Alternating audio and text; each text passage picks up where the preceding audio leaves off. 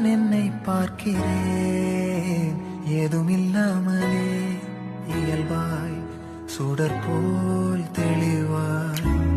நானே இல்லாத ஆழத்தில் நான் வாழ்கிறேன் கண்ணாடியாய் பிறந்தே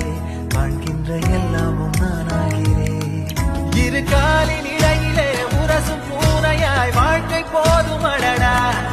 எதிர்காணும் யாவுமே தீண்ட தூண்டும் அழகா